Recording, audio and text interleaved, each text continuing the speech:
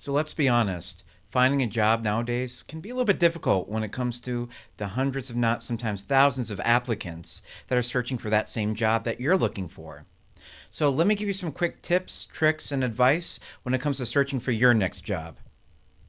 All right, so one of my most favorite resources when it comes to preparing your resume or your online profile for your next job will be Own It Online. It's a great resource that's partially backed by the Federal Department of Labor and is a key resource when it comes to trying to build your resume.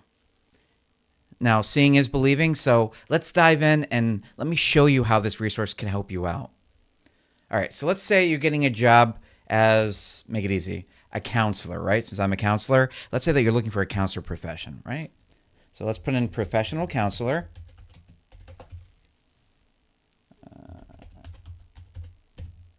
All right. And the first thing that pops up is actually my master's level designation, which is mental health counselor. Sorry, so let's click on that. And isn't this interesting? Look under tasks. Don't you notice that all these lines indicate action words such as maintain, encourage, assess, prepare, and counsel? Again, these tasks designations are very much a part of your job description components of your individual resume. Now, yeah, it's important to, review some of the technology skills that you're going to need, but most jobs have on-the-job training for all this, or they have these like quick one-day courses that they can put you through that are online.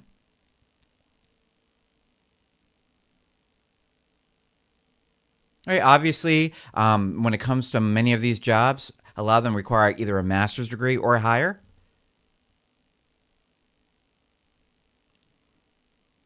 And then this is really intriguing here, training credentials. Now, when it comes to especially licensed jobs, the criteria and the minimum educational requirements might change from state to state. So let's put in Connecticut here.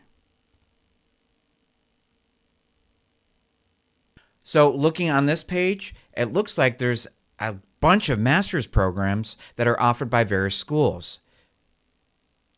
Now, obviously, if you click on that associated program, it will show you all the degrees that individual school has to offer. Going back.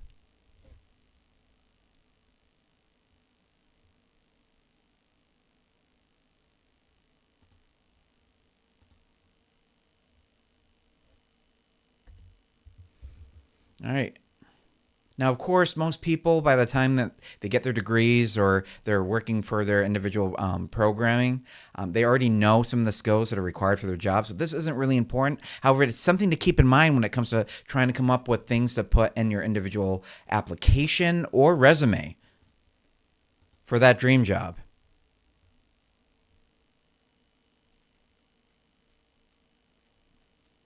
All right, this is when this resource really starts paying off. All right, so one of the things that is really hard for people to come up with is how much money am I worth? What should I be getting paid when it comes to whatever job I'm applying for? And this is where ONET Online really shines because their data broadcasts that they receive when it comes to their W-2s and everything else that people submit for the state or each individualistic state. All right, so I'm just going to put a zip code in here. All right, so looking at this graph, it's more than obvious what the low and high end of the scales are associated with a mental health counselor's pay. And this is more or less geared towards master's level providers. And in a lot of states, including Connecticut, they don't really differentiate between master's and doctoral licenses. So usually they get paid about the same, tragically. But as you can see, depending on where you're working, you might be offered a little bit more pay.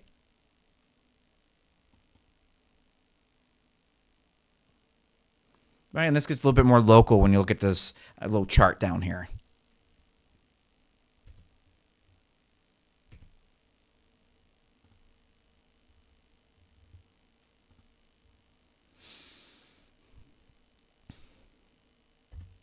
And of course, if that's not the dream job that you're looking for, or let's say you want to see what other related fields are in that industry, oh, look what we have right here.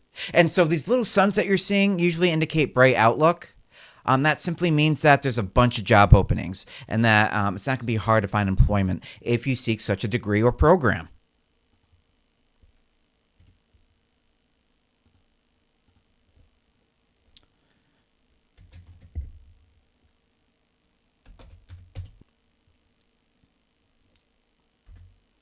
All right, in a lot of ways, this is a hidden gem for a lot of people.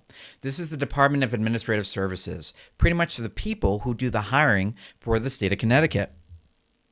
And this is the quickest and easiest way that you can apply for a state job.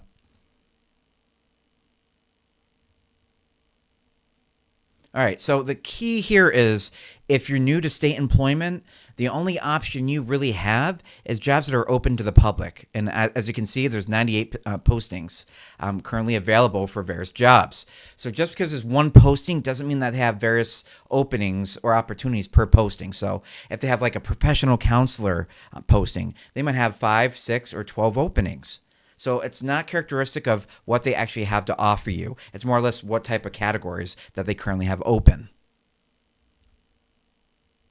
All right, just for fun, quick search. Here we go, professional counselor. This is one of 5 that pops up. All right, so these are 35 hours per week. Let's keep going down here. All right, just for hoo-ha's, right? It doesn't seem like they have a lot of full-time counselor positions currently, which is kind of strange. But let's take a look at this one, just because I'm clicking on it already. Shows you the pay, right? And a lot of these tiers, it's kind of misleading because from what my understanding is, when it comes to at least Connecticut state jobs, unless there's some type of bargaining system, I think nurses have one, they start you off with the lowest tier. So despite your education, despite what you have to offer, your experience, your overall worth, your pay should be the lowest end of the spectrum. Unless, again, there are special incentives being offered. And those are typically for jobs that are really hard to fill for the state of Connecticut. Unfortunately, counseling is not one of those.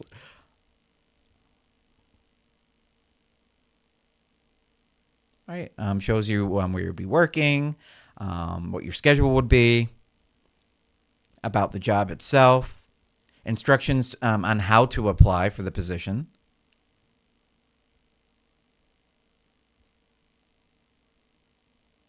All right, pretty self-explanatory. So obviously here they want a license, right? Licensed professional counselor. So you must be licensed for this position. And then here's how you apply, right down here.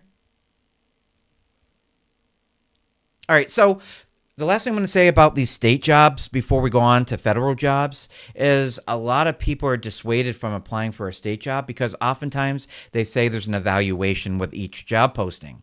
With that said, there could be additional testing when it comes to each opening or basic math or reading skills, but usually for the more advanced positions, the whole questionnaire is a point system. It's a test, right? So if let's say you've got 5 years of experience, that might be worth 5 points.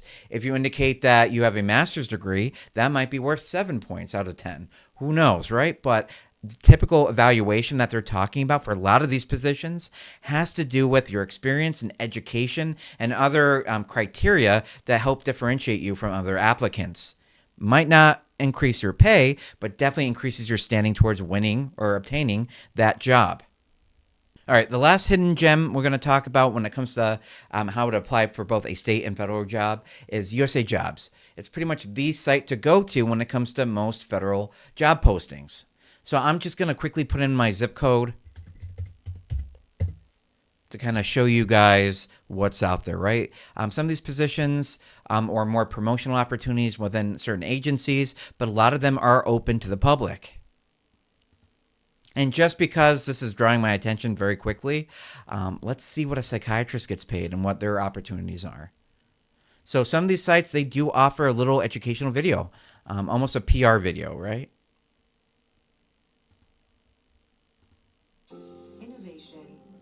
Transforms the world, moving us forward not just in steps, but in leaps and bounds. Innovation created a healthcare system so extraordinary, it not only improves the lives of veterans, it transforms the lives of healthcare professionals, collaborating through integrated care teams. And how much you want to believe when it comes to a lot of these PR videos is completely up to you. All right, and of course, when it comes to psychiatrist, it goes over some of the duties associated with that position. Now, granted, one of the things I want to point out for both state and federal jobs is that even though their pay is comparable to a lot of private industry positions, their benefits is typically second to none. Now, granted, most non-hazardous duty stations or state positions that aren't in a prison or police officer based positions typically don't have pensions anymore. A lot of these state and federal positions have gotten rid of their pension systems. With that said, their 401ks or their IRAs that they offer are really good, typically offering at least 8% matched contributions.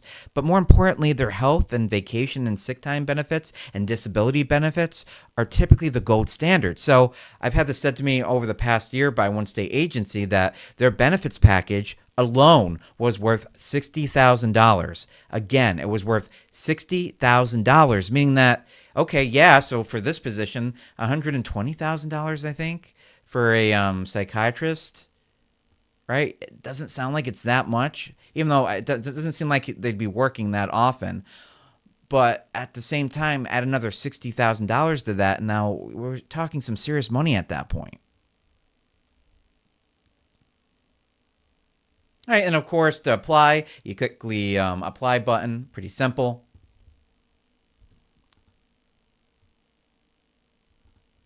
All right, so another hidden gem has to do with LinkedIn. I am a huge fan of online networking.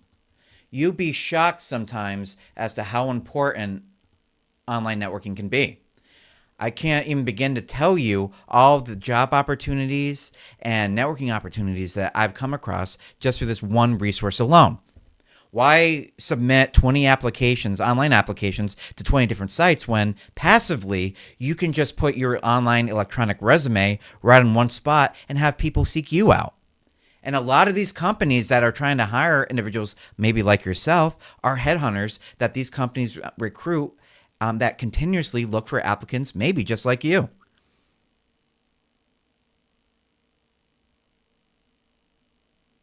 All right, so what's nice about LinkedIn too, you can receive endorsements, you can post photos when it comes to giving people a better understanding of who you are and what you have to offer. You can post your experiences, your licenses, your certifications, your previous jobs. Here are some of those endorsements and recommendations.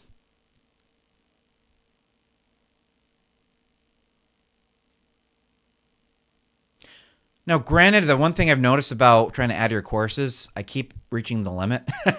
It's almost like after you hit your bachelor's degree, it's really hard to add any more classes after that. So it's a little bit lacking for people that are trying to find applicants through this media.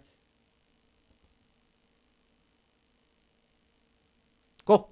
All right. So if you're going to choose a online application program, such as Career Builder or like-minded organizations or for-profit websites, just keep in mind that you're probably competing at least against 200 to 300 applicants for entry-level positions.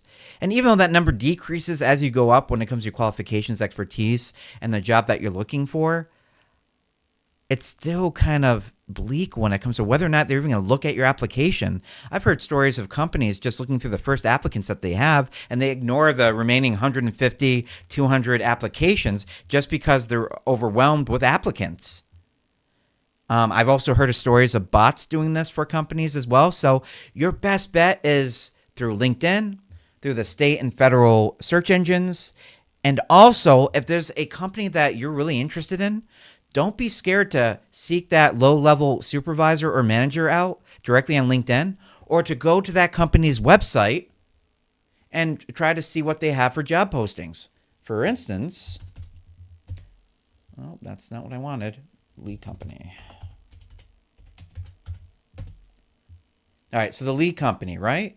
They have a careers tab, and there's a reason why they prefer to get people this way, and I'll explain that in a minute.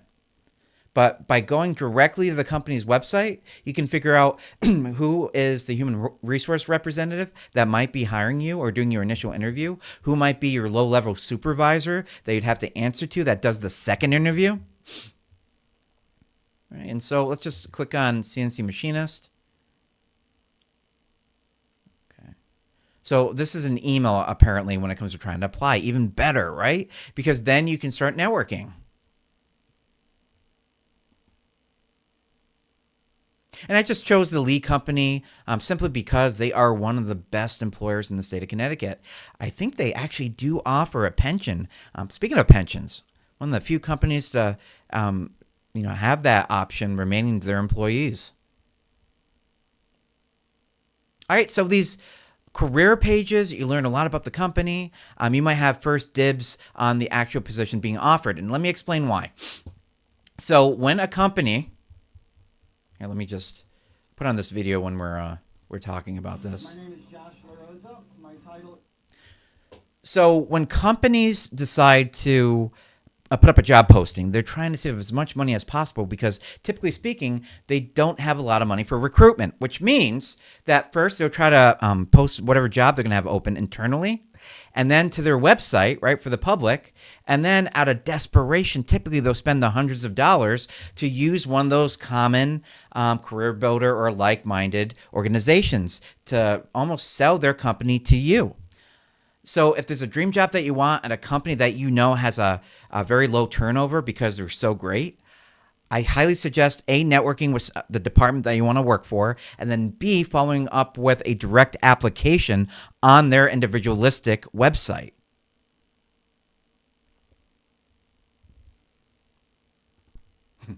All right, so in a nutshell, why work harder when you can just simply work smarter?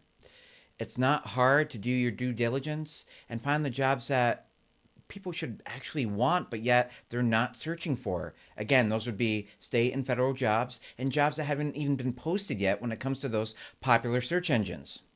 With that said, we'll see you in the next episode.